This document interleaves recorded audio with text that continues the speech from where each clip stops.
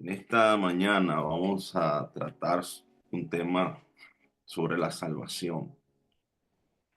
Hermanos, Dios dio la oportunidad de la salvación a través de Jesús para todos nosotros. Nosotros como seres humanos no tenemos la autoridad de hacer excepción de personas. En el tiempo antiguo, los judíos entendían que solamente ellos podían tener la salvación o la bendición de Dios porque venían de la descendencia de Abraham. Esos eran los judíos. Pero ¿qué decir de los samaritanos que salen siendo familia, los judíos y los samaritanos? Y los samaritanos, que el padre de la fe de ellos era Jacob, ellos entendían que la salvación también era para ellos porque ellos también venían de un linaje especial. Pero los gentiles, que de hecho todos nosotros somos gentiles, no somos, no sé si habrá alguno aquí que haya nacido en Israel y de descendencia judía, pero los gentiles eran excluidos de la salvación.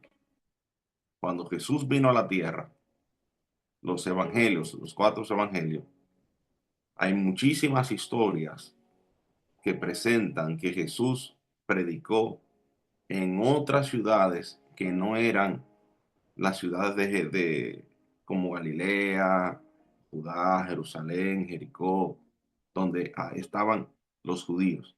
Jesús en su ministerio estuvo en otras ciudades como estuvo en Gadara, que era parte de Fenicia, que pertenecía a los griegos. Estuvo en varias ciudades. Ahí vemos la mujer cananea que también Jesús le predica, el centurión que también Jesús le predica. Porque Jesús no hace excepción de personas. Los judíos sí hacían excepción de personas. Y vemos el caso en esta mañana que vamos a tratar en los minutos que tengo, que Jesús no excluyó a este hombre que era de una mala reputación. Porque ¿qué pasaba con los cobradores de impuestos en aquellos tiempos? Que de hecho uno de sus discípulos, llamado Leví Mateo, fue cobrador de impuestos.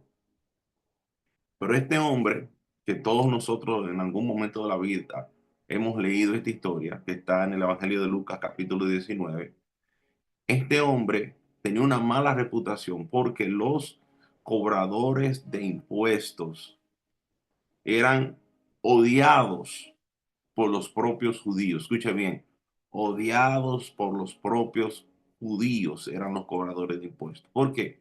Porque el cobrador de impuestos cobraba impuestos para Roma y cobraba impuestos para el rey Herodes. Pero en el caso de Saqueo, que es lo que vamos a estudiar en esta mañana, él cobraba cuatro veces el impuesto. Cobraba impuesto para Roma, cobraba impuesto para Herodes, cobraba impuesto para Jericó y cobraba impuesto para él. O sea que, abiertamente hablando, era un vil ladrón, porque el de Jericó posiblemente podía hasta embolsillárselo porque no había que pagar impuesto en Jericó. Ya pagando el impuesto de Roma y pagando el impuesto de Herodes, no había que cobrar otro tipo de impuesto. Y la historia presenta que esto de que pasó, que presenta la historia, presenta la Biblia en el Evangelio de Lucas, pasa después que Jesús en Jericó le da la vista a ese ciego que estaba pidiendo en la entrada. Y vemos nosotros que Jericó del Nuevo Testamento no es la misma Jericó del Antiguo Testamento. La Jericó del Antiguo Testamento sabemos que fue destruida.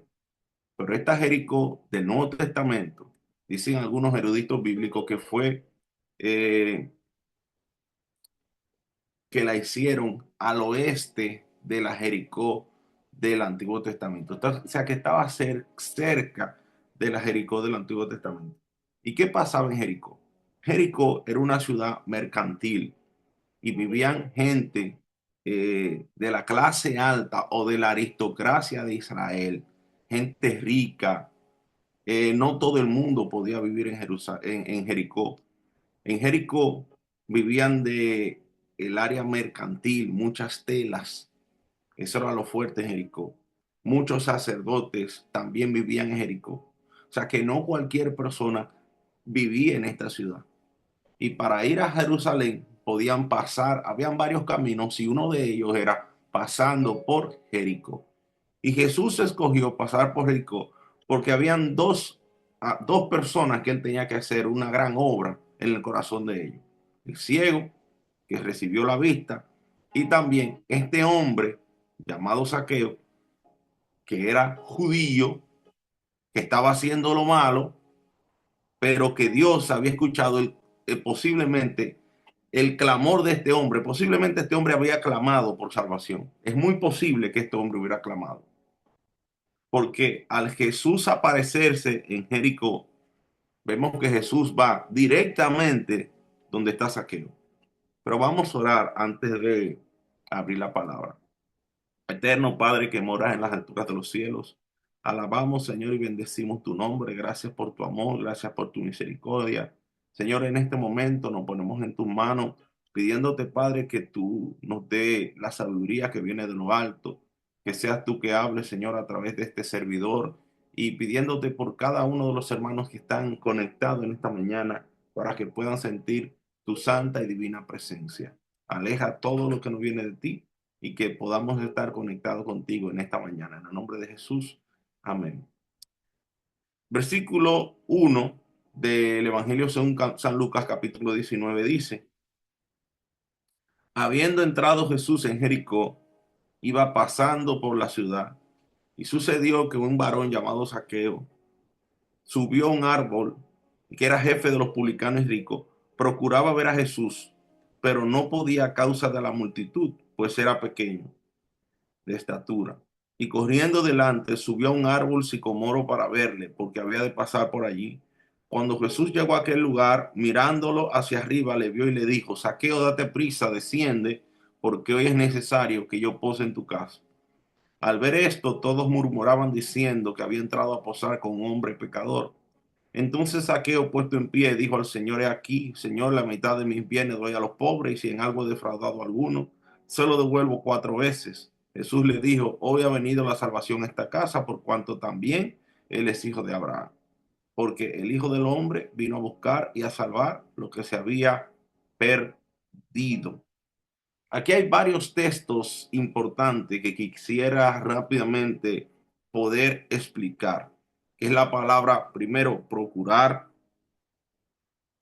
multitud. La palabra procurar y posar también, que vamos a estudiar las tres palabras: procurar, multitud y posar. Procurar quiere decir en el griego que él quería ver quién era Jesús. Él estaba deseoso de ver quién era este hombre, porque la fama de Jesús se había difundido por Jericó, por Jerusalén, por Judá, por Galilea y por todas las ciudades de los griegos también, porque la palabra de Dios dice que venían de todas las ciudades, inclusive de los griegos, y veían los milagros, y mucha gente era sanada por Jesús. Sacaba a los demonios, perdonaba a la gente y eran sanadas por Jesús. O sea que este hombre había escuchado. Miren lo interesante de la historia. Los judíos crecían con una promesa de salvación. ¿Qué pasaban con los judíos? Crecían con una promesa de salvación. Y te lo explico de la siguiente manera. Cuando nacía un niño en una casa judía, el niño aprendía con el padre un oficio, pero también era enviado a las escuelas. Y en aquellos tiempos había muchísimas escuelas. Por razones del tiempo no nos da poder explicarte las escuelas que habían, pero estaban la escuela de los patriarcas, la escuela de los profetas y así sucesivamente. El judío tenía que enseñarle al niño la Torá, la ley y los profetas. Eso es lo que tenía que hacer el judío con el niño. Tenía que enseñarle a amar a Dios sobre todas las cosas y guardar los mandamientos a cabalidad. El judío sabía que el sábado era el día del Señor. El judío sabía, miren, los judíos saben más los mandamientos que nosotros, para que podamos entender. Nosotros sabemos ahora los mandamientos, pero los judíos por generación han guardado los mandamientos de Dios. Que ellos no lo guarden hoy en día, esos otros 20 pesos. Pero por generación, ellos, de hecho, ellos saben más de la Biblia que nosotros. Porque ellos aprendían la ley, la Torá, que era la ley y los profetas. Ellos se lo aprendían. Y ellos tenían esa promesa, como hacían los sacrificios, y ellos sabían todos los ornamentos del santuario, todo lo que conllevaba el sacrificio, todo lo que significaba el sacrificio. Y ellos sabían que iba a venir el Mesías prometido, el libertador, que iba a perdonar los pecados del mundo y que iba a liberar a su pueblo de la esclavitud del pecado. Ellos conocían esta gran verdad. Y aquí la palabra procurar nos nota a nosotros en el griego que en Zaqueo había nacido una necesidad de buscar de Dios. Procurar quiere decir tener una necesidad intrínseca dentro de tu corazón, de una búsqueda de Dios constantemente para que Él sea que llene ese vacío que tú tienes en tu corazón. Pero este hombre no podía procurar encontrarse con Dios en la sinagoga porque era excluido de la sinagoga en el tiempo judío, porque era un vil ladrón. Este hombre no podía ni hacer sacrificio, ni poder estar en el templo, porque al él procurar encontrarse con Dios, no podía hacerlo porque era un vil ladrón. No podía entrar al templo, ni dar 10 ofrendas, no podía hacer nada, porque era excluido. Y no solamente él, la familia completa de Zaqueo también era excluida de la salvación, porque el judío era exclusivista. Usted ve con el caso de los fariseos y saduceos que atacaban a Jesús, y si uno cometió un pecado, que hacía, no, vamos a sacarlo, vamos a quitarle la cabeza. Y saben, hermanos, que a veces nosotros somos así en la junta de la iglesia. Yo como pastor veo eso constantemente.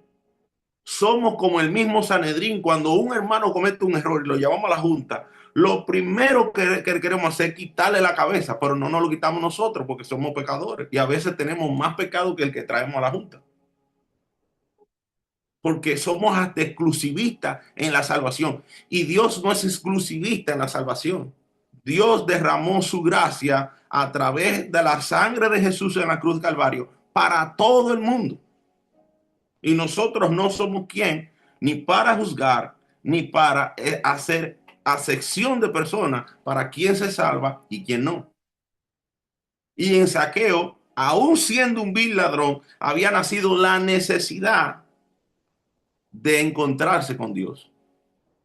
Y Jesús, sabiendo que en el corazón de este hombre había nacido la necesidad de encontrarse con el Padre, entonces Jesús se le aparece. Porque dice, y procuraba ver quién era Jesús, pero no podía a causa de la multitud. Segunda palabra, la multitud en el griego es lo mismo que menciona aquí en el castellano. Multitud, mucha gente. Pero espiritualmente hablando, el griego más a la profundidad, y la palabra multitud puede hacer alusión a obstáculos. Obstáculos, impedimentos que no dejaban que este hombre tuviera un encuentro con Jesús, porque este hombre había clamado. Hay obstáculos en la vida que hacen que tú no crezcas espiritualmente. Estoy hablando para un grupo de amigos y hermanos que son de la iglesia y tal vez algunos que no son de la iglesia. Hay obstáculos en la vida que el enemigo va a buscar toda la manera posible para hacer que tú no procures ver a Jesús. Pero dice la escritura que este hombre, al ver que la multitud no lo dejaba pasar, se subió a un árbol. Hizo algo que todos nosotros debemos de hacer. Si los obstáculos te impiden tener un encuentro con Jesús, si los obstáculos te impiden poder llegar a donde Jesús, entonces vence los obstáculos. Este hombre no le importó que lo vociferaran, que le dijeran lo que fuera. Este hombre no le importó. ¿Por qué? Porque él sabía que había uno llamado Leví Mateo, que tal vez lo había visto en alguna reunión entre de los cobradores de impuestos, que estaba al lado de Jesús y que era discípulo de Jesús. Él buscaba un perdón y él entendió que si hacía la parte humana, el Señor iba a hacer algo en él. Porque de Jesús, ¿qué hizo Zaqueo? Desarrolló la fe.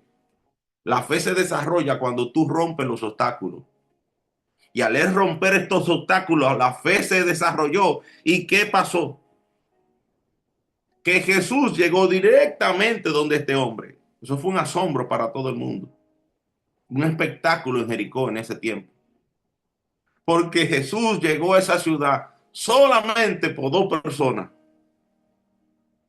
Por el ciego y por la familia completa de Zaqueo. Y también para dar una lección a los que estaban ahí. La familia completa. Porque Jesús le dice lo siguiente, y con esto voy cerrando. Zaqueo, desciende, date prisa, porque es necesario que yo pose en tu casa. La palabra posar en el original del griego quiere decir, cuando vamos a la profundidad de la palabra y la estudiamos a cabalidad, la idiomática de la palabra, vemos nosotros que la palabra posar quiere decir entrar en el corazón de alguien y o entrar en la casa. Entonces, aquí lo interesante no era entrar en la casa de alguien, sino entrar en el corazón de alguien. Y Jesús, al decirle esta palabra, Zaqueo entendió, oh, pero este hombre vino a salvarme. Las oraciones del Padre le escuchó y el Hijo que está aquí vino a salvarme. Las oraciones de mi familia le escucharon, el Padre le escuchó y el Hijo vino a mi auxilio. Eso es lo que quiere decir en el griego, que Zaqueo entendió. Porque Zaqueo entendió de una vez la palabra posar. Es necesario que yo pose en tu casa. Es necesario que yo entre a tu corazón. Es necesario que yo entre a tu vida. Es necesario que yo entre a salvar tu corazón, a salvar tu vida y tu familia. Por eso Jesús le dice, hoy ha venido la salvación a esta casa. Es necesario que yo pose en tu casa y hoy ha venido la salvación a esta casa. Porque no solamente Zaqueo recibió salvación, sino que la familia de Zaqueo posiblemente tenía una esposa, posiblemente tenía hijos, posiblemente tenía sirvientes, porque esa gente tenía sirvientes en aquellos tiempos. Y la salvación, Jesús no hizo acepción de personas, sino que toda la casa de Zaqueo recibió la salvación. Porque el Hijo del Hombre vino a buscar y a salvar a todo el mundo. Jesús no hizo acepción de personas. Saben, hermanos, que muchas veces nosotros en la iglesia, lamentablemente,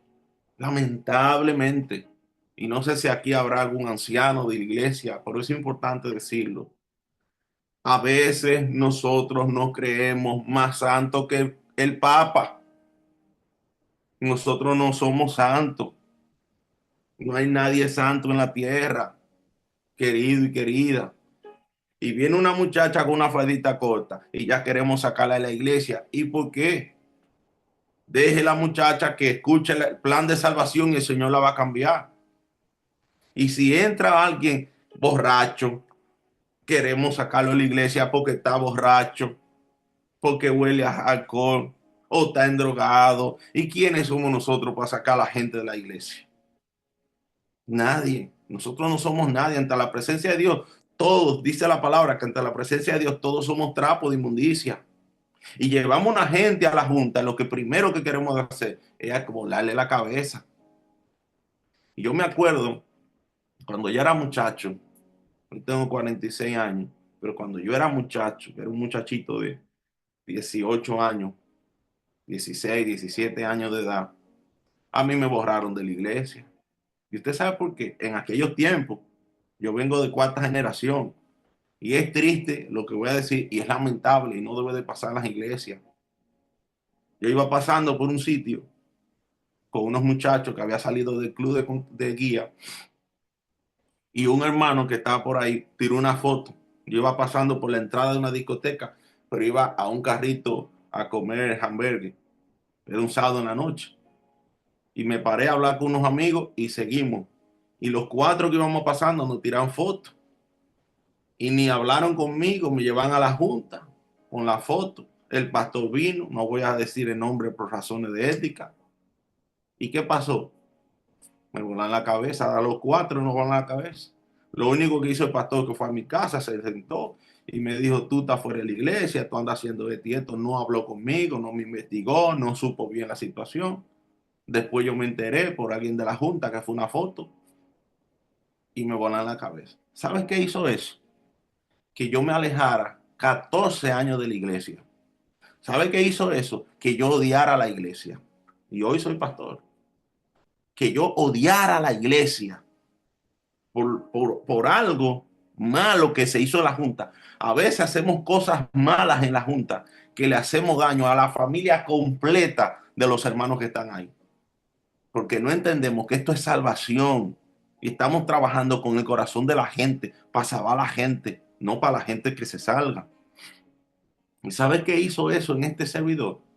Que yo estuviera en pandilla, que yo traficara con armas, que yo estuviera en el mundo de la droga. Tantas cosas que yo no te voy a hablar porque no tiene relevancia lo que yo hacía en la calle. No tiene relevancia eso. Y eso fue tan fuerte lo que me pasó a mí en la calle que ni mi familia supo, ni la iglesia supo. Yo iba a la iglesia así, de vez en cuando. Y cuando cada vez que yo llegaba a la iglesia con aretico, con arete, con cadena, ¿sabes qué hacían hermanos de la iglesia? Ahí anda tú con fuego extraño. Nunca oraron conmigo. Nunca me llamaron para decirte estoy orando por ti, Mario. Dios tiene un plan de salvación. No. Cada vez que iba a la iglesia, me daban en la herida. ¿Y sabes qué hacía eso? Que yo odiara a la iglesia. Yo no odiaba a Dios, no, imposible, pero odiaba a la iglesia. Porque a veces hay hermanos que se creen más santos que otros y posiblemente son más malos que el diablo. Hermano, esto es salvación. Jesús no hizo acepción de personas. Jesús no hizo acepción de personas con saqueo, que era un vil ladrón. Jesús no hizo acepción de paseo de personas con la mujer adúltera, que era una prostituta. Jesús no hizo acepción de personas con la mujer de Samaritana, que también era una vil adúltera. No hizo acepción de personas. A veces nosotros juzgamos a priori como dijo Sócrates, juzgamos antes de. Y quise hablarte un poquito de mi testimonio porque no me gusta hablar mucho de mi pasado, pero lo que me gusta es hablar de lo que Dios ha hecho en mí. ¿Sabes cómo llegué a la iglesia? Y ya con esto concluyo. Yo llegué a la iglesia a una semana de campaña que había. Y sucedió que ese día que yo llegué a la iglesia fue un lunes. Una persona me dijo, ¿y tú qué haces aquí? Y ahí me dio en la herida, porque el enemigo siempre tiene sus secuaces y a veces lo tiene hasta dentro de la iglesia. Y me dio en la herida, ¡pram! ¿Qué tú haces aquí? Y yo me senté y dije, yo no hago nada aquí, yo me voy. Y me fui. Volví el martes a la campaña que había en la iglesia de Sion de Santiago. Yo soy de Santiago, de República Dominicana. Y en esa campaña que había en Santiago, me senté y empecé a llorar. Y yo dije, Señor, yo necesito buscar de ti. Dios tenía tiempo tratando conmigo. Yo había pasado por una depresión, me había intentado suicidar, había pasado por muchas situaciones, una tras otra, en ese tiempo. Y al final, cuando el pastor terminó el llamado, yo quise levantarme, quise pararme, quise ir al llamado. Quería estar ahí para que oraran por mí. Yo no sé si tú lo crees o no, pero yo te voy a decir lo que me pasó. Yo no me podía parar porque a mí me presionaban los brazos, los pies, las manos, me apretaban. Y había una voz que me decía que era el mismo enemigo. Tú no te paras. Tú no eres de él, tú eres mío. ¿Sabes por qué?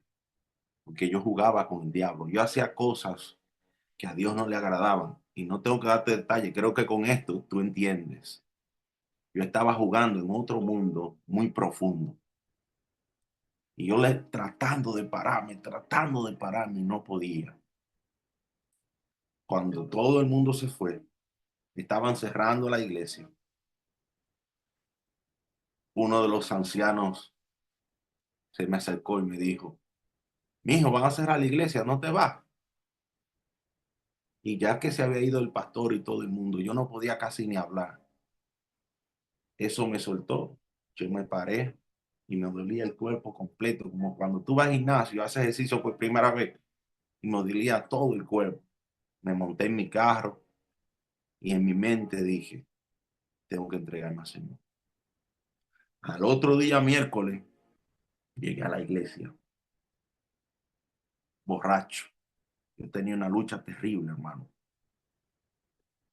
Y así borracho, llegué a la iglesia y cuando me iba de la iglesia, que estaban haciendo el llamado, ustedes conocen una cantante que se llama Angie de la Mota, gran amiga mía, y Dios la tocó en ese momento.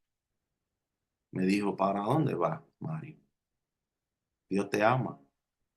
Jesús murió por ti en la cruz. Jesús te ama. No te vayas. Y yo empecé a llorar y yo le dije: ¿tú estás hablando en serio que Jesús ama a este hombre, a este vil pecador? Le dije: a este sucio, tú no me conoces, le dije, para tú decirme que Dios me ama. Ni sabes lo que yo he hecho ni dónde yo vengo, para tú decirme a mí que Dios me ama. ¿Tú estás segura? Y ella me dijo: sí. Y hoy te lo va a demostrar. Quédate. Me quedé atrás en la iglesia, al lado del sonido. Ella pasó a cantar La Vía Dolorosa, me acuerdo como ahora. Y eso que me atormentaba me había soltado en ese momento.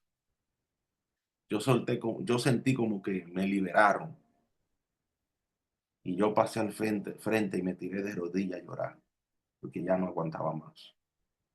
Yo sabía que habían dos caminos para mí en ese momento: o la cárcel o yo mismo me mataba. Cuando paso al llamado, que el pastor ora por mí, yo mismo tomé la decisión de bautizarme, pero no se lo dije a nadie. Y esa noche tomé la decisión. Al otro día llegué a la iglesia, solamente después le dije a Angie: mira, me quiero bautizar, pero a mí no me van a decir que me den fe de Jesús, que nada, yo nací en el Evangelio, le dije. Y le comenté mi testimonio. Y le dije: yo me quiero bautizar. Hablaron con el pastor, está bien. Le dije: pero no le diga a nadie, yo no quiero que nadie sepa porque la gente va a juzgarme, aquí me conocen bastante, le dije. Y al otro día yo llegué a la iglesia con una bolsa negra, una funda negra, con mi ropita. Y el pastor, por razones de ética, no lo voy a decir yo, un pastor jubilado, abrió los brazos y dijo: verdaderamente Dios cambia a la gente. Y yo dentro de mí hoy digo: ¿y tú no lo crees? Mírame hoy. Y hermanos, y me bauticé. Y aquí estamos para la honra y gloria de Dios.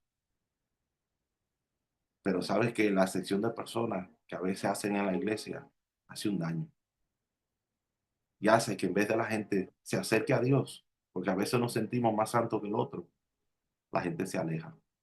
Esto es salvación, familia. Y Dios quiere salvar a todo el mundo, al borracho, al drogadicto, al que anda en la calle, a todo el mundo.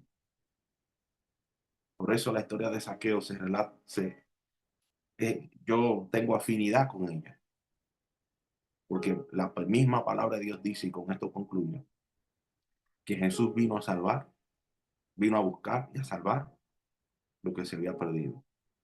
Jesús quiere posar en la casa de cada uno de nosotros. Y yo te invito en esta mañana que hagas algo en la iglesia hoy. Busca a un joven y ora por él. Puede ser tu hijo, tu hija, o un joven que tú sepas en la iglesia que está mal. No se lo diga. Solo dile: Jesús te ama, yo vine a orar por ti. O si va a una visita hoy en la iglesia, haz ese ejercicio. Si va a una visita a la iglesia hoy, abrázala, aún tú no conociéndola. y dile, Jesús te ama, yo quiero orar por ti. Y ora por ella o por él en ese momento. Porque muchos de nuestros jóvenes, muchas de nuestras visitas que van a la iglesia, tienen muchas luchas que nosotros no conocemos. Yo te invito a que hagas eso en esta mañana. Vamos a orar. Eterno Padre de amor que moras en las alturas de los cielos, alabado y bendecido sea tu nombre por los siglos de los siglos de eternidad. Señor, en este momento venimos ante ti, dándote gracias por un nuevo día. Gracias por la bendición, Señor, de la vida, de la salud. Señor, en este momento pedimos perdón por nuestros pecados. Límpianos a través de la sangre de Cristo, purifícanos y transfórmanos, y lávanos y tómanos por entero. Señor, trae en tu brazo de amor a estas personas, 21 personas y familias que tenemos conectadas a través del Zoom en esta mañana, en este amanecer con Jesús. Te lo pongo ante tu presencia. Puede ser que tienen luchas internas, no las sé, pero tú sí la conoces. Ayúdalo a ser vencedores en el nombre de Cristo. Señor, presento sus hijos, sus nietos, su familia completa.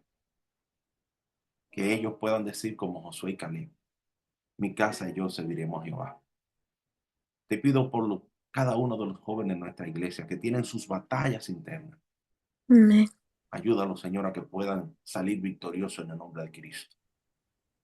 Dios Padre, ayúdanos, oh Señor, Sí, Señor.